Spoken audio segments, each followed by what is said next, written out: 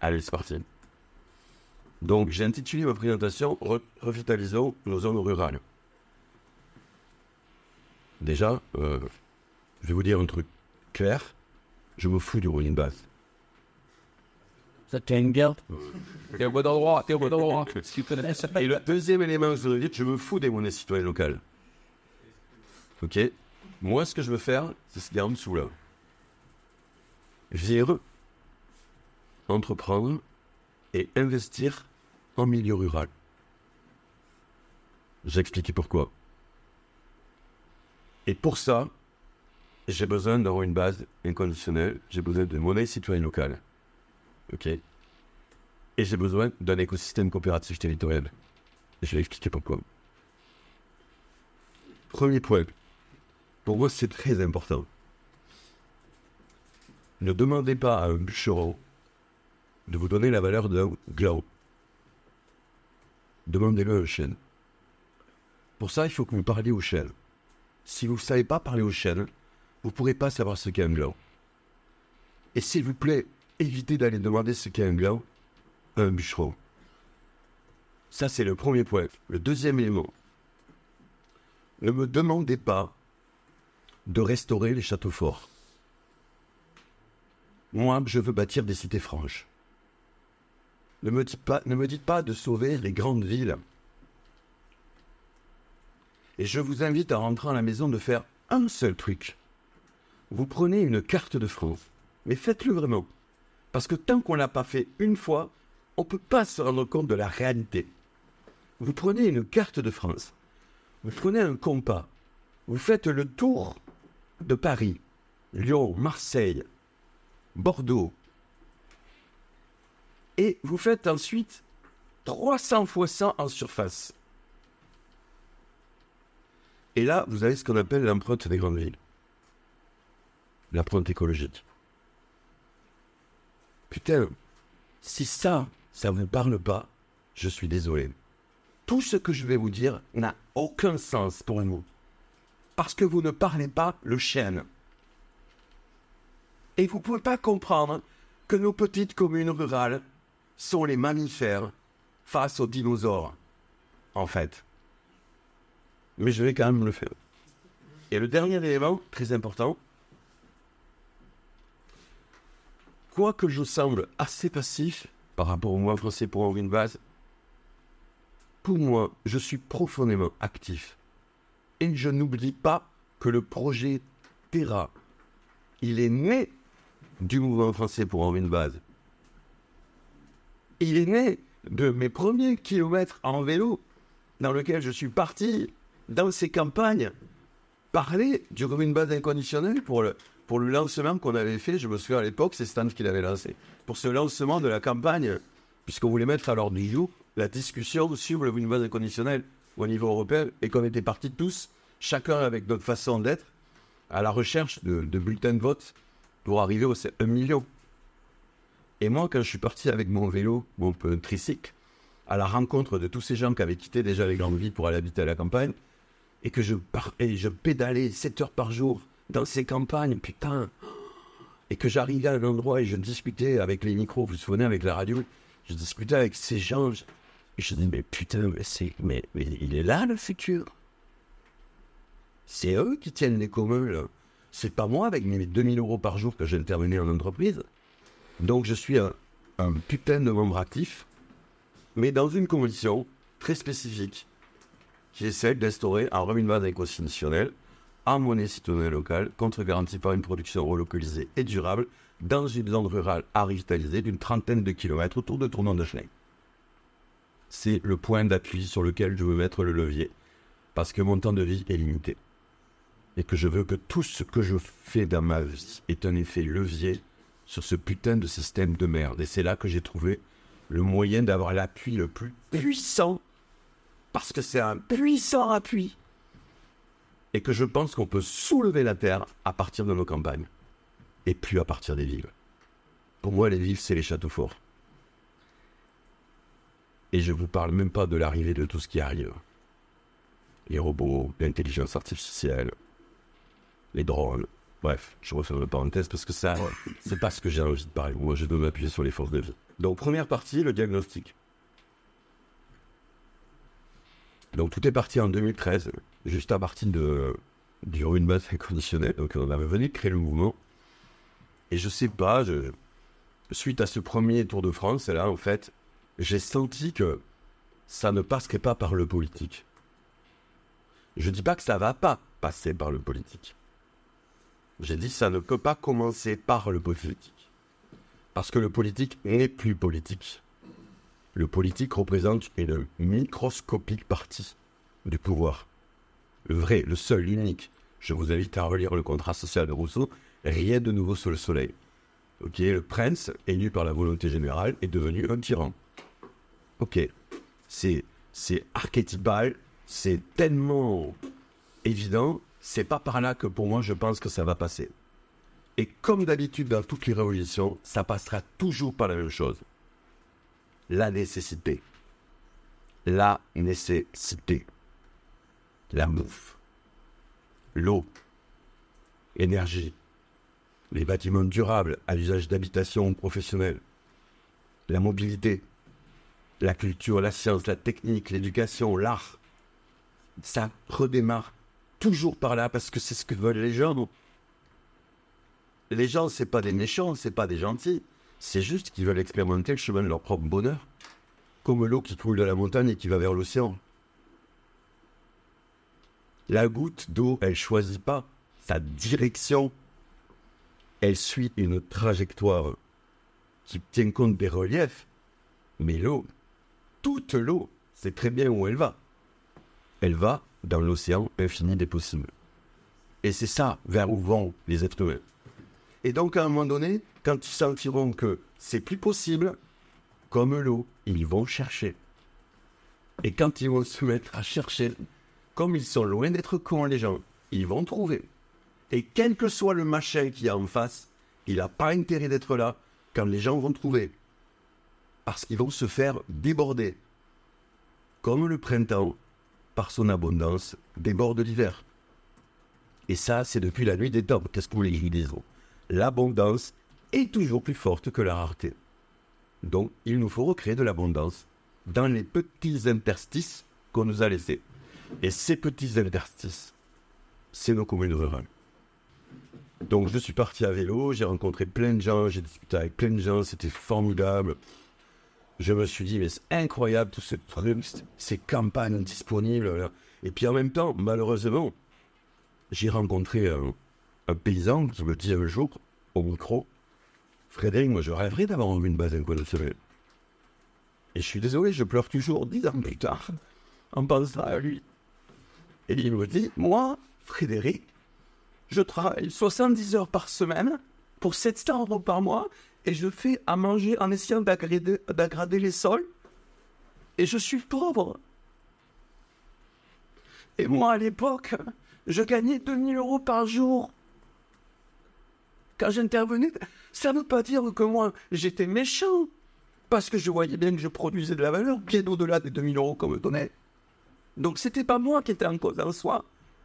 Mais rencontrer quelqu'un qui travaille comme il travaillait pour 700 €, mais je dis, mais c'est quoi cette société de merde?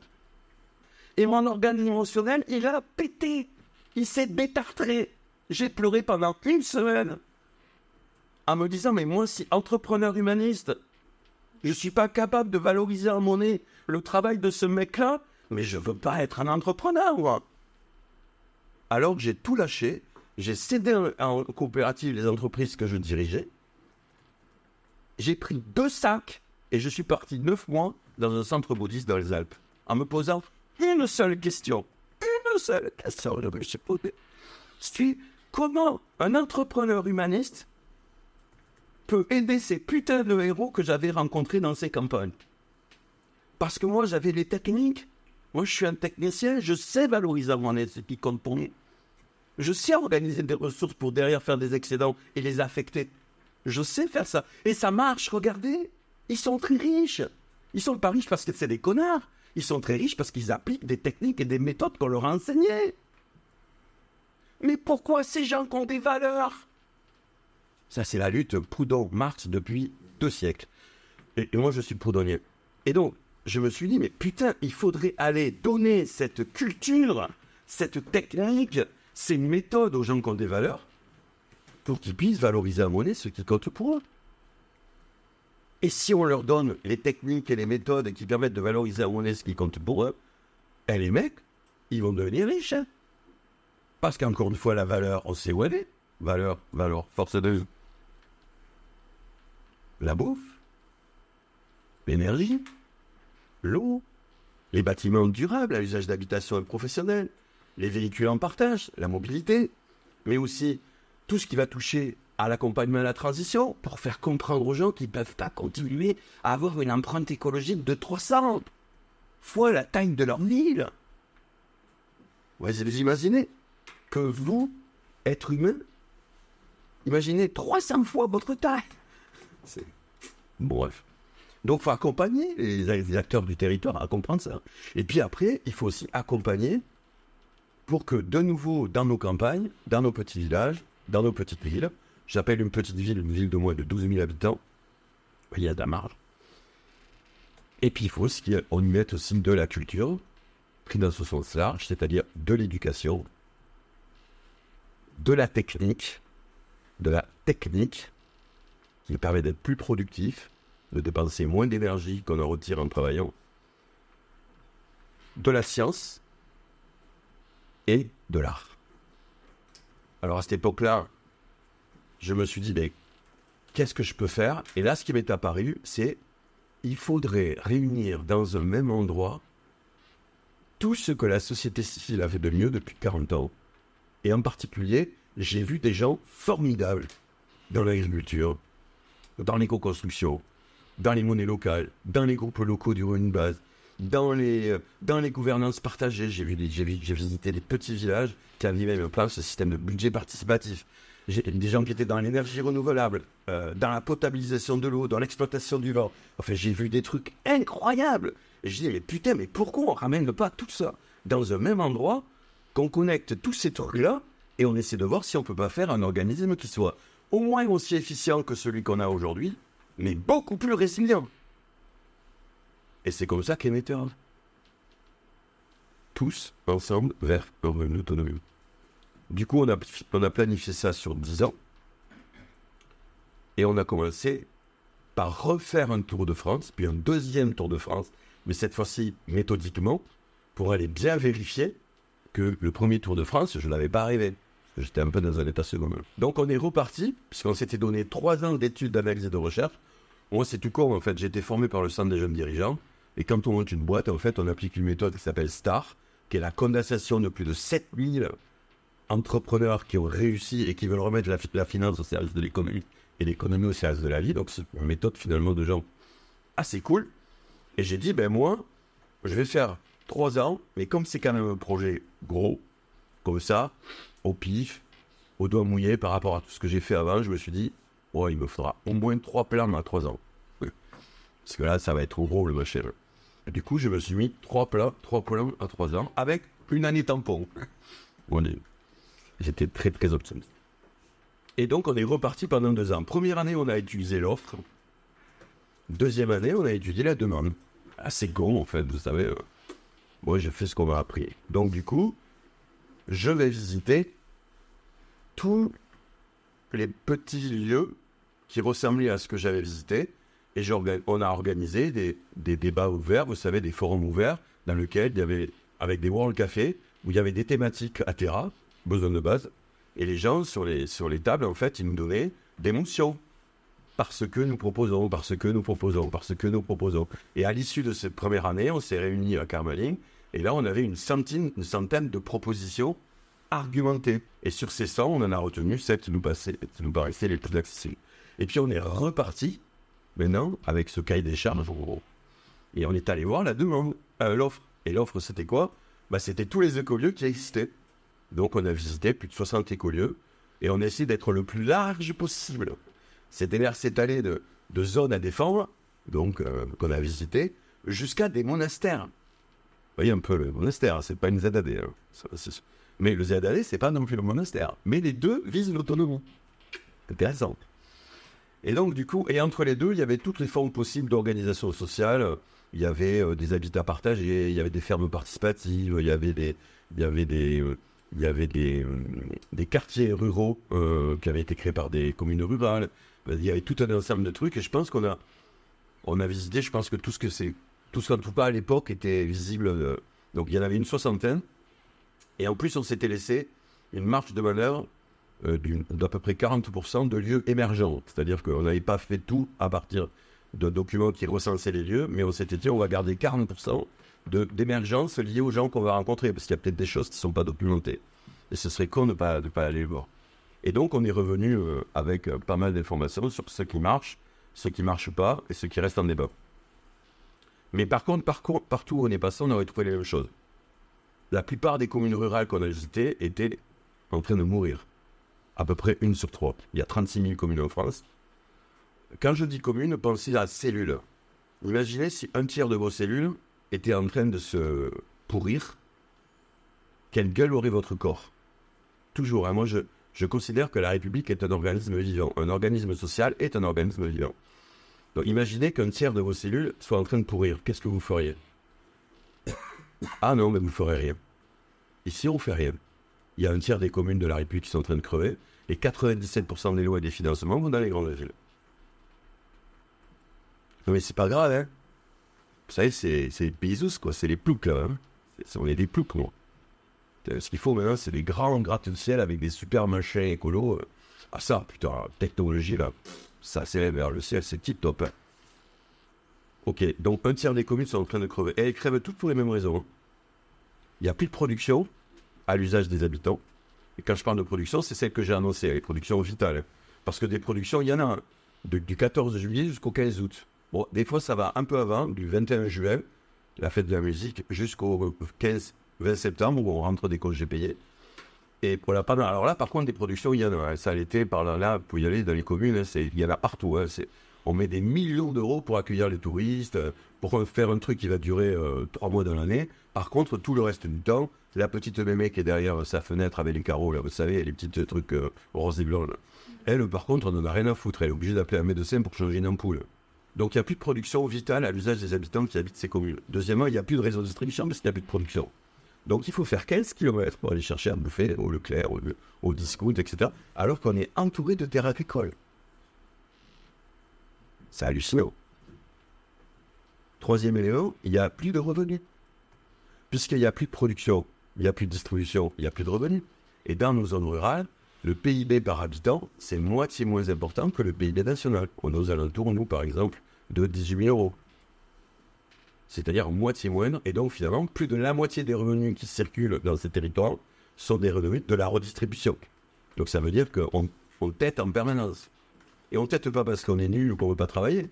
On tète parce qu'il n'y a pas de revenus, donc il n'y a pas non plus d'investissement. Et pourquoi il n'y a pas d'investissement? Parce que les investissements ne s'investissent aujourd'hui qu'à partir de règles déterminées par la rentabilité du capital immédiate et son intensité. Parce que si vous réduisez l'intensité de la valeur du capital et que vous le mettez dans la durée, plein de choses peuvent de nouveau se mobiliser dans les campagnes. On en parlera tout à l'heure. C'est juste qu'aujourd'hui, l'industrie financière ne veut pas financer la revitalisation des zones rurales parce que ce n'est pas suffisamment rentable et les rendements sont de trop longue durée. C'est-à-dire qu'on appelle le retour de capital, il est trop long par rapport à l'investissement. Et pendant ce temps, moi, tous les jours, je vois des paysans, je vois des commerçants, je vois des artisans qui massivement vont dans les bras du Front National parce qu'on n'en a rien à foutre d'eux. Mais c'est pas des connards, hein.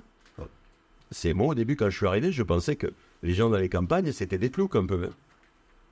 Mais c'est loin d'être des ploucs, hein. Ils sont extrêmement concrets. Et moi, si j'allais aujourd'hui à m'appuyer sur quelqu'un, connaissance que je connais, je m'adresserais plutôt à des agriculteurs, aujourd'hui, vous voyez, que à des super grands penseurs philosophes. Ça, je peux vous le dire. Là, aujourd'hui, je ne mettrai pas mes billes dans les mains d'un philosophe. Je mettrai mes billes dans le mec qui produit de la bouffe, qui produit de l'énergie, qui produit de l'eau, qui produit des bâtiments durables, Parce que je pense que si je ne suis pas dans un écosystème coopératif territorial dans les 5 ou 10 prochaines années, ça peut être préjudiciable pour eux. Je pense. Et je ne peux pas ne pas vous le dire. Et moi, aujourd'hui, je pense qu'il nous faut vraiment vivre dans des écosystèmes coopératifs territoriaux. Du coup, mais comme il n'y a plus de revenus, il n'y a plus de capital, et les populations actives quittent les campagnes pour aller habiter les villes, et comme ils quittent les campagnes pour aller habiter les villes, qu'est-ce qui se passe?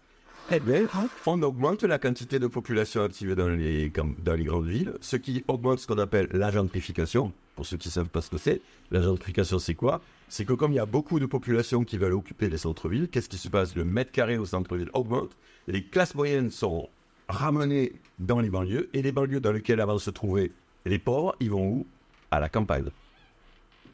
Et aujourd'hui, on a de plus en plus de pauvres à la campagne. Et ces pauvres, les amis, ils sont sous les radars. Parce qu'il n'y a aucune, je les ai contactés, il n'y a aucune organisation caritative aujourd'hui qui est capable de mobiliser des travailleurs sociaux dans des petites villes de 700 habitants. Aucune n'est capable de faire ça aujourd'hui. Ce qui veut dire que vous avez de plus en plus de personnes en précarité, de 15 ans jusqu'à 80 ans, personne ne les voit. À part le facteur. Et encore, les facteurs maintenant, ils passent de moins en moins. Et ça, les amis, à un moment donné, ça va remonter. C'est Jean-Jacques Rousseau. Le prince est devenu un tyran. Il contraint la volonté générale dans la direction qu'il veut prendre. Il y a de plus en plus de personnes qui sont éjectées. Ces personnes éjectées se démerdent. Et comme ce sont des gouttes d'eau, à un moment donné, ils forment des ruisseaux, et puis des rivières, et puis des fleuves. Et à un moment donné, ils vont vers l'océan infini des possibles. Ça s'appelle une révolution. Et moi, j'aimerais pas être devant lorsque le raz-de-marée arrive. J'aimerais être plutôt sur un bateau, un peu éloigné de la rive. Donc ces gens qui sont partis dans les villes ne trouvent pas exactement ce que je dis, ne trouvent pas d'emploi, ne trouvent pas d'activité, sont entassés les uns sur les autres. Les populations vieillissent dans les communes, du coup ça crée des charges supplémentaires pour les communes, qui au bout d'un moment se retrouvent dans une situation impossible. Parce qu'on demande tout aux petites communes maintenant, sauf qu'à un moment donné ils n'ont pas de thunes. Et qu'est-ce qui se passe?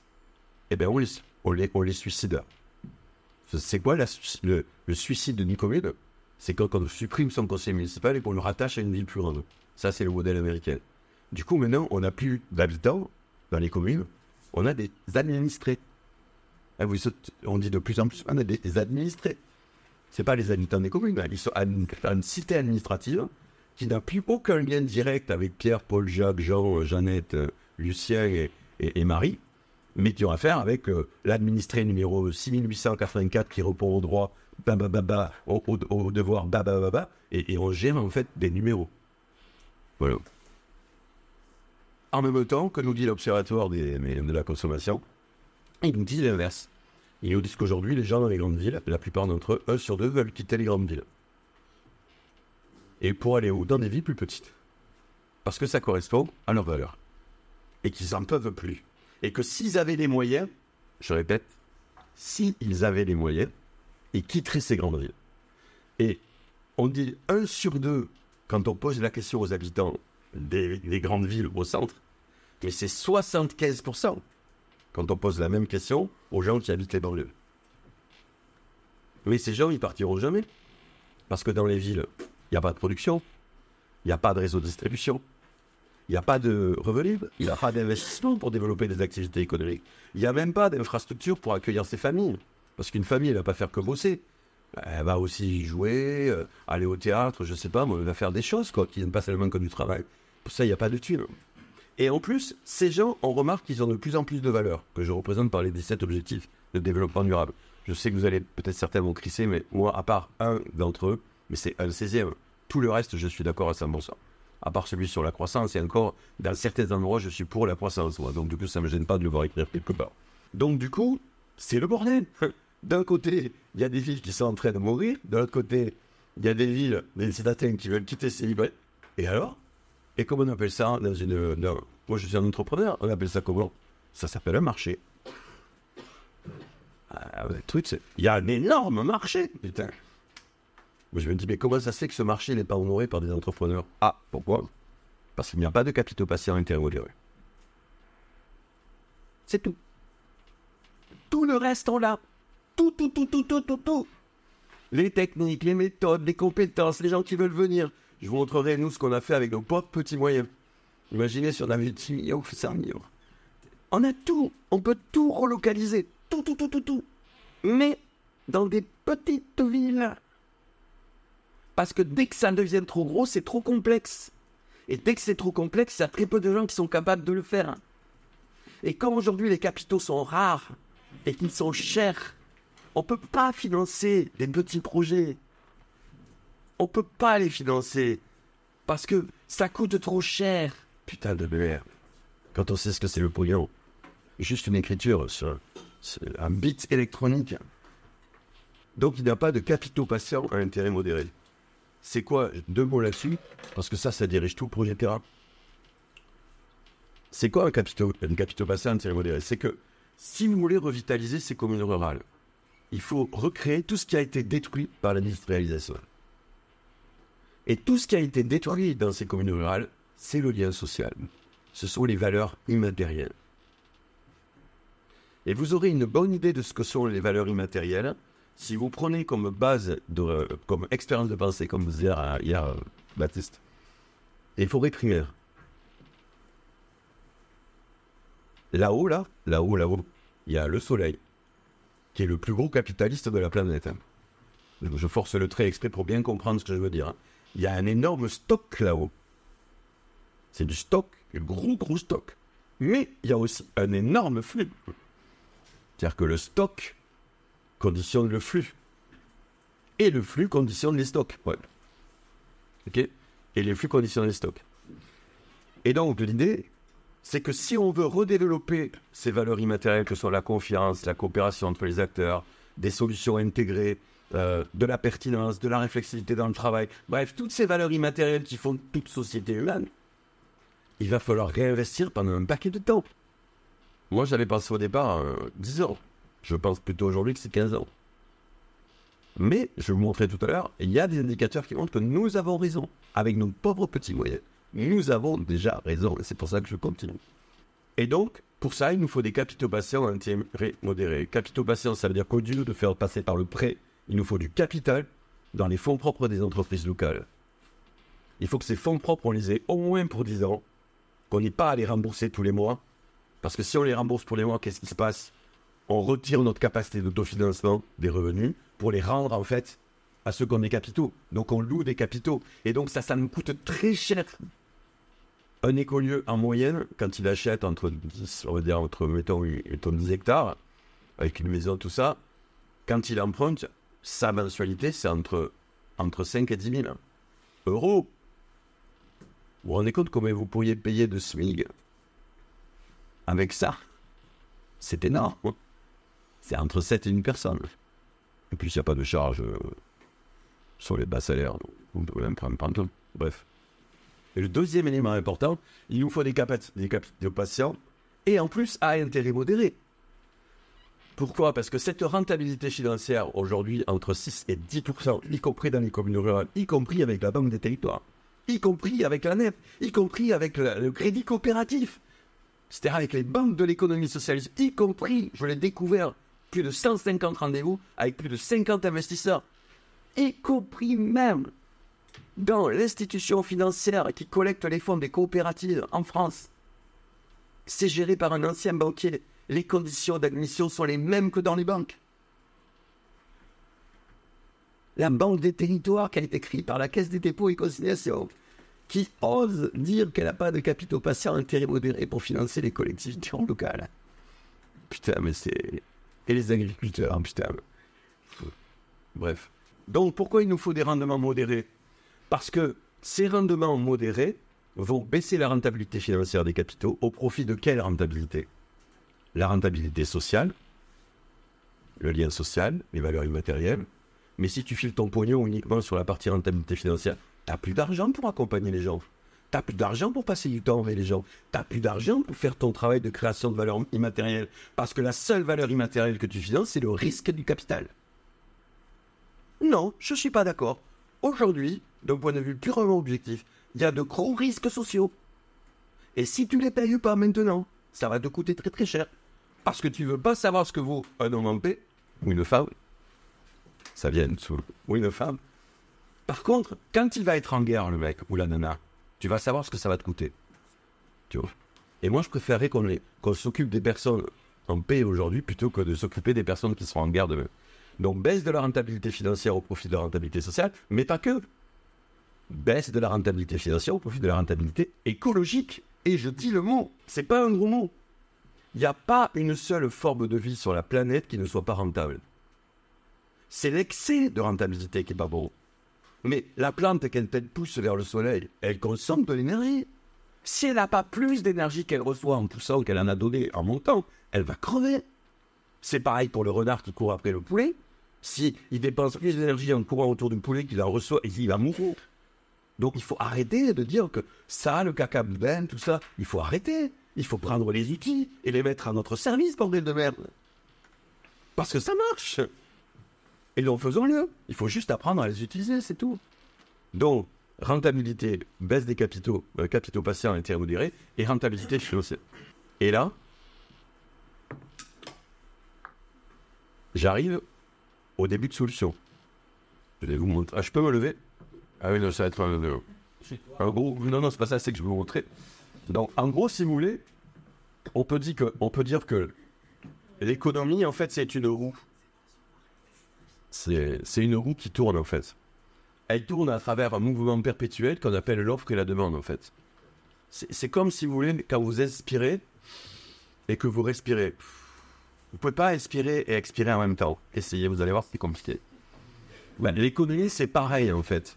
Elle respire. Quand on expire, on pompe de la ressource. Ok, on pompe de la ressource.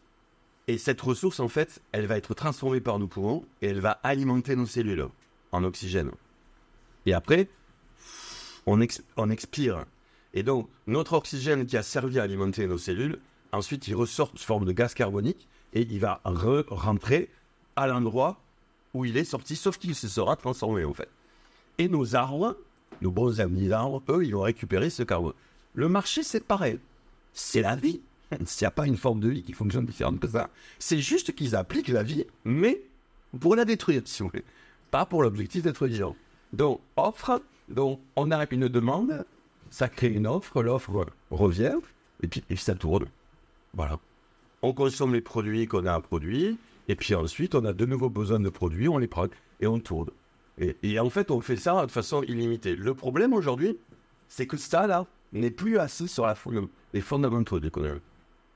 Les fondamentaux de l'économie, c'est quoi? C'est que, en fait, à la base de la base, on prend des ressources à notre planète qu'on transforme à travers des processus. Et normalement, on devrait rendre à la planète ce que l'on lui a pris. Ou, en tout cas, on ne devrait pas la prélever aussi vite qu'elle n'est capable de renouveler ce qu'on lui prend. Ok? Et donc, ce processus-là, il diminue les ressources primaires. Les ressources primaires, ce n'est pas les salaires primaires. On est bien d'accord. Hein? En économie, on ne connaît que ces deux d'en haut dont je vais parler après. Donc, en fait, on détruit nos ressources primaires plus vite qu'on ne l'a créé. Et là, je vous renvoie au livre qui s'appelle Effondrement avec un S, hein, de Diamant, qui vous montre que toutes les civilisations se sont cassées la gueule, en gros, à cause de ça. Quand on donné, elles consomment plus vite que... Et le deuxième élément aussi, c'est aussi les humains. C'est-à-dire que si ce système-là, en fait, il détruit le socle dont les valeurs immatérielles des humains qui leur permettent de vivre ensemble, le machin ne va pas fonctionner longtemps. Et c'est la deuxième raison d'effondrement des civilisations, c'est que les peuples qui ont été conquis avaient des cultures différentes de leurs conquérants, et qu'à un moment donné, les peuples qui les ont conquis ont voulu détruire la culture diversifiée. C'était trop compliqué à gérer. Et à un moment donné, mec, on dit fuck. Et révolution. Aujourd'hui, on ne prend en compte dans l'économie que cette partie-là. C'est-à-dire, on prend en compte dans tous nos indicateurs nationaux, mais aussi locaux. Moi, j'adore la comptabilité, je suis un fan pour ça.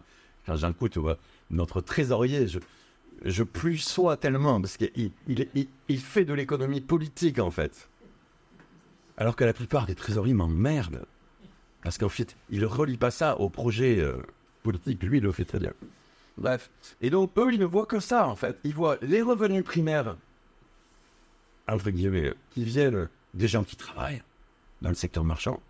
Et puis après, les revenus socialisés, pour faire simple, parce qu'il y a différents types, je ne vais pas rentrer dedans, qui eux, par contre, sont la redistribution des revenus primaires.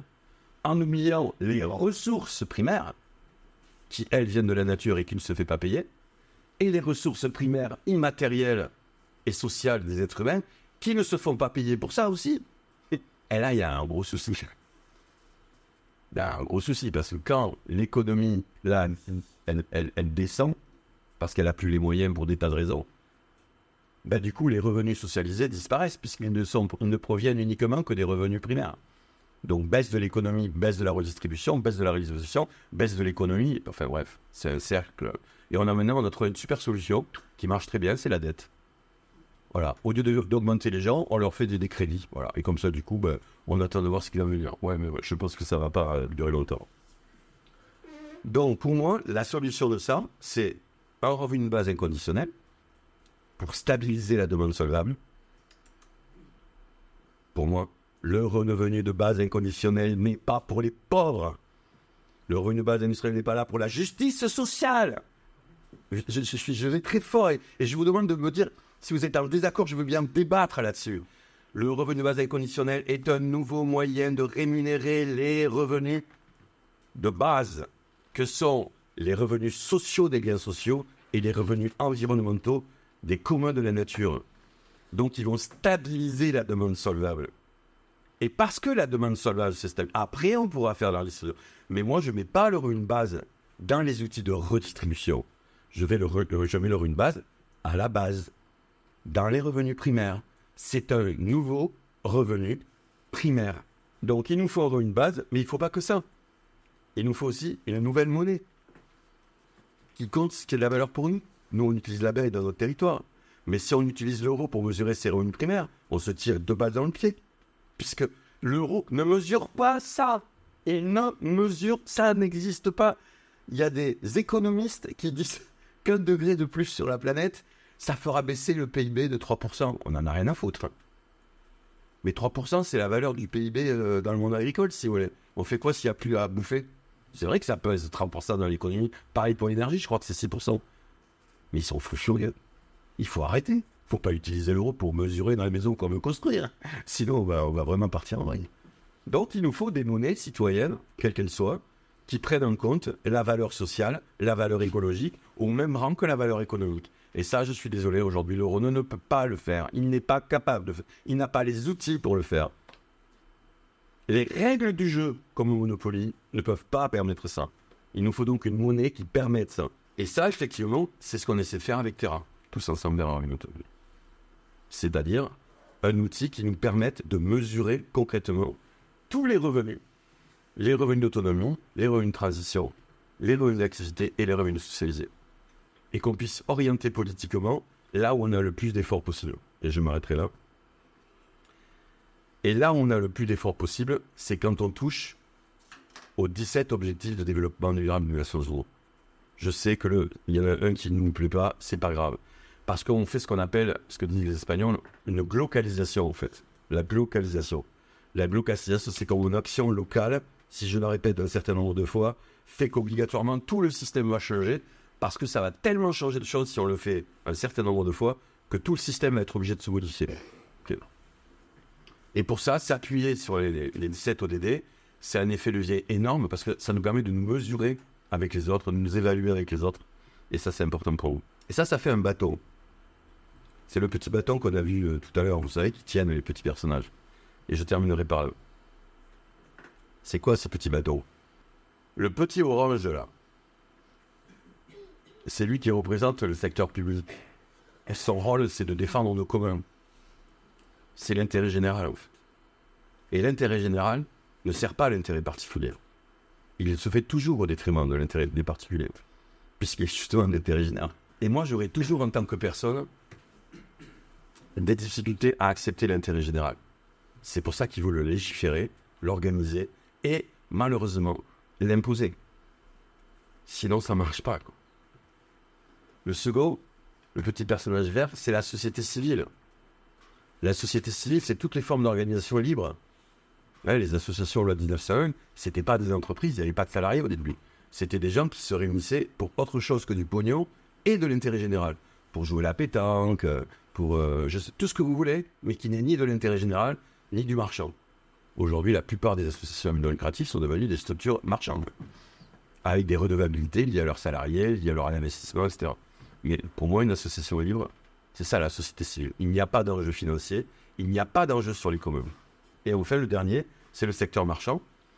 Là, il y a une redevabilité avec un marché, un contrat. Je te paye tant parce que tu me payes, tu me donnes le temps, et je t'emmerde si je te payerai pas, si j'ai pas reçu ce que je voulais recevoir. Et je suis désolé, ça c'est pas cacaboudin. C'est si moi je te paye avec mon temps de travail à moi pour avoir ce pain-là, si tu me donnes ce pain-ci et que je le veux pas, je ne te payerai pas. Ça s'appelle un contrat. Et ça existe depuis la nuit des temps. Et ce bâton, là, pour moi, il est fondé sur des fondements économiques. Et c'est là-dessus qu'est basée l'expérience de terrain. Ça ne tient que parce que nous exploitons du patrimoine naturel et que nous savons le renouveler, sinon c'est pas durable. Ça ne tient que parce que nous avons un capital, un patrimoine humain, c'est-à-dire des connaissances, des savoirs, des savoir-faire, des savoir-faire, des savoir-être, qui nous permettent d'exploiter ces ressources et les transformer en valeur, parce qu'il y a des ressources à l'état de nature qui nous tueraient si on n'arrive pas à cette connaissance. Et donc on a besoin de cette connaissance. C'est un patrimoine aussi. Et le dernier patrimoine, c'est un patrimoine productif. Ce sont un ensemble d'outils, quels que soient ces outils, qui nous permettent à un moment donné, en fait, de pouvoir augmenter notre productivité horaire de telle façon à pouvoir dégager des excédents de notre travail pour l'investir dans le développement humain et naturel. Et ce patrimoine, en fait, il est composé de deux parties. Une partie financement. Il faut qu'on ait de l'argent qui rentre. Comme un bébé au début, dans le ventre de sa mère, il a besoin de financement. Donc il faut de l'argent qui rentre. Cet argent, il va servir, il va être employé à investir dans des terrains, dans des bâtiments, dans de la connaissance, dans des outils. Et grâce à ça, on va pouvoir ensuite dégager une exploitation. L'exploitation, c'est quoi? Ce sont par exemple des produits, un bon repas, un couscous par exemple, mais ça peut être aussi des services, ok? Par exemple, on va m'accompagner pour faire du piano, etc. Okay, ça peut être aussi de l'information. Ne pas oublier, pour moi, l'information n'est pas le service.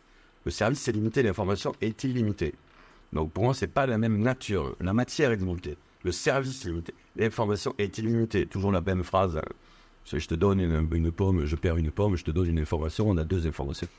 Donc ça, c'est radicalement différent. C'est ça qu'on ne sait pas gérer aujourd'hui. On ne sait pas gérer ça. Avec nos systèmes, on ne sait plus gérer ça. On ne sait pas gérer l'abondance. Ça, c'est ce qu'on appelle l'exploitation. Et pour faire ça, on va dépenser des choses.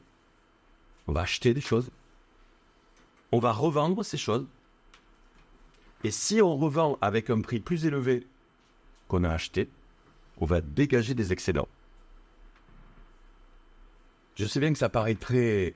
Mais si on ne comprend pas ça, on ne peut pas avoir d'effet levier sur la finance et l'économie. Hein. Et pour moi, le problème, il n'est pas écologique, hein. Il n'est pas social, il n'est même pas personnel. Le problème, il est pognon. Quand on aura compris que le point de base, c'est le pognon, tout le reste va s'enchaîner très vite. Hein. Comme David avec Goliath. Hein. L'autre, il est arrivé avec ses grosses armures. Il dit, merde, je m'attendais à un combat au corps à corps. L'autre, il arrive avec un petit truc, vous savez, un petit caillou, là. Ça va à 400 km/h, je crois, le petit caillou, là. Et il l'a balancé dans le front, le seul endroit où il n'y avait pas de bouclier, de casque. Et l'autre, avec son épée à deux mains, il ne pouvait rien faire. Il était mort. Parce que le combat, il ne s'est pas fait au corps à corps. Il s'est fait avec un truc qui était... Et c'est ça que nous allons faire dans nos petites campagnes de merde. On est trop loin, on est trop petit, on est sous le radar. Personne n'est en train de voir ce qu'on fait. Personne. Personne n'est en train de voir ce qu'on fait. Et tous ceux qui vont regarder cette vidéo. Mais je me tiens à ce que je dis. Bref, je termine. Et donc, grâce à ces accidents, qu'est-ce qu'on va faire? Eh bien, une partie va revenir pour entretenir le patrimoine, mais aussi pour améliorer les conditions de travail, mieux payer les gens. Ok? Avoir des processus qui respectent les humains et la nature. Ok? Et avec l'autre partie, qu'est-ce qu'on va faire? On va faire des bateaux. On ne peut pas le faire n'importe comment. Là, je vous donne tout ce qu'on a compris en 10 ans. Et je peux vous dire qu'on l'a payé cher. Après, vous en ferez ce que vous voulez. Mais en tout cas, moi, je viens de déposer mon travail de la commission. Et ça, on ne peut pas le faire n'importe comment. Pourquoi? À cause de ce qui est en train de se passer là. Relisez Edgar. sur les systèmes complexes. Je vous assure, les amis, que quand le machin... Pardon, je vous assure, les amis, que quand le machin va partir en vrille, je ne sais pas comment il va partir en vrille, mais je peux vous dire que des points d'accès de cette vrille, il y en a beaucoup. Et là où il y a de la concentration d'êtres humains, c'est là où ça va disséminer le plus. Quelle que soit la vrille. Écoutez bien ce que je vous dis. Je ne le redirai pas 2 fois. Là où la vrille va démarrer, je ne sais pas où elle va démarrer, moi. Et je m'en fous. Mais ce que je sais, c'est que là où il y aura une concentration de ressources, c'est là où ça fera le plus de mal. Et moi, je ne vais pas vivre dans un endroit où il y a une concentration de ressources. Donc, on a donc besoin de prioriser l'ordonnancement de nos ressources. C'est le dernier élément. Prioriser. C'est quoi les priorités? Première chose, on ne peut, si on veut gagner des gens, des vrais gens, des personnes, nous devons revenir aux nécessités. Comme l'ont fait toutes les révolutions. Les nécessités. Tout le monde veut manger, tout le monde veut boire, tout le monde veut avoir de l'énergie, tout le monde veut habiter quelque part. Tout le monde a besoin de liens sociaux, tout le monde a besoin d'éducation, de santé, de justice, de culture. Tout le monde. Mais en même temps, c'est pour ça que je les mets au même point, il faut réduire la démesure. Il ne suffit pas de se concentrer sur la nécessité, ce sera totalement insuffisant. Il faut aussi, en même temps qu'on résout les problèmes immédiats et nécessaires, qu'on le fasse en réduisant les démesures. C'est pour ça qu'il faut s'attaquer au pognon, parce que la démesure commence par le financement de l'appareil de production. L'appareil de production, aujourd'hui, est dans la démesure parce que le financement est dans la démesure. Et le financement est dans la démesure parce que la gouvernance est dans la démesure. Il nous faut donc recréer une gouvernance pour financer la production au service des nécessités qui défroie cette démesure. Vous voyez, c'est vachement important. Parce qu'on n'a pas assez de ressources pour faire autre chose. Et on a besoin d'effets leviers, là. On a besoin d'effets leviers, là. Il ne s'agit pas de faire du 1+1. Hein. C'est fini, le 1+1. Là, il faut faire du 1 to 1000. Si ce que tu fais ne fait pas du 1 to... Arrête. C'est de l'illusion. Regardez en face de nous ce qui se passe. Bref. Premier point, priorité, la nécessité et la démesure. Deuxième point, les territoires de vie. Les territoires de vie. Nous ne pouvons pas agir dans l'abstrait. Nous devons nous appuyer sur le sol ferme.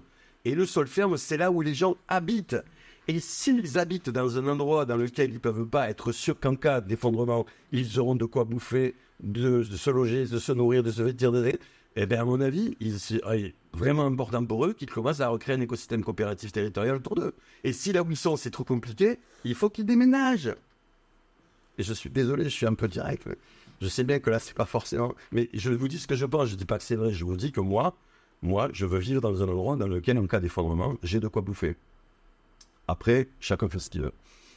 Donc, moi, territoire de vie. Le troisième élément très important, je dois coopérer. C'est pas avec mon petit doigt doubiné que moi je vais démonter les grands machins financiers. On doit coopérer. Coopérer, c'est prendre en compte les enjeux de l'autre. Donc, il n'y a plus de méchants. Les méchants, ça n'existe pas. C'est comme les vampires. Dès que tu mets la lumière, ça disparaît. Il faut s'occuper des gens qui veulent coopérer à nos enjeux. Et tous ceux qui veulent coopérer à ces enjeux sont mes amis. Moi. Et là-dedans, j'ai plein de gens différents. J'ai des gens, je m'excuse, j'ai des gens de gauche, j'ai des gens de droite. Parce qu'il y a des gens de droite qui ne sont pas cons non plus. Ok? Ils ne sont pas pour rire dans un truc collectif, mais c'est pas des cons non plus. Et moi, je ne suis pas d'accord avec cette idée qu'il n'y aurait que les gentils à gauche. J'ai rencontré des cons assez bien partout, en 40 ans. Et je peux vous dire que ce n'est pas leurs opinions politiques qui faisaient les gens cons. Ça, c'est ça. Bref, j'ai besoin de coopérer avec des habitants, des associations, des entreprises, des collectivités territoriales, des scientifiques, des partenaires techniques, des bénévoles, des volontaires. Je veux coopérer avec tous les gens pour que le bâton, là, il soit le plus long possible. Et si le bâton, il repose sur la partie territoriale, le haut du bâton, pour moi, il touche le nez. Le nez, l'Europe, la France, les régions, les départements, les communautés de communes, les pays, la commune, le quartier, la maison, la chambre, là où il y a l'habitant. C'est ça, le levier. Et si vous n'êtes pas dans ce levier-là, à mon avis, plus vous allez le réduire, moins vous serez fort. Nous, aujourd'hui, à part l'ONU, on a tout le monde. Parce que nous, on s'occupe de la revitalisation des zones rurales. Et que ça intéresse tout le monde, la revitalisation des zones rurales. Et moi, je m'entends bien avec tous les gens qui coopèrent avec nous. Et le dernier élément, et je m'arrêterai là, c'est l'enthousiasme. Rendre désirable ce qui est nécessaire. Les gens ne viendront pas à nous s'ils ont le cul serré. Il faut arrêter de faire serrer le cul des gens.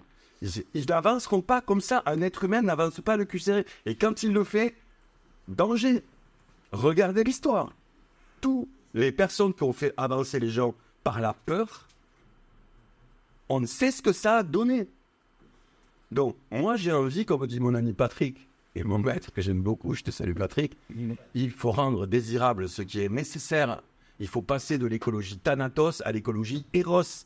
Il faut donner du désir aux gens de nous rejoindre. Parce que ce qu'on fait, c'est utile, c'est beau, c'est sincère, c'est humain, c'est... Putain, et les gens qui viennent à Terra, ils viennent pour ça, en fait. Ils sont prêts à bosser gratos, alors que d'autres, même payés, ne le feraient pas. Donc je remercie les habitants volontaires de Terra. Brady. That eventually forced him to be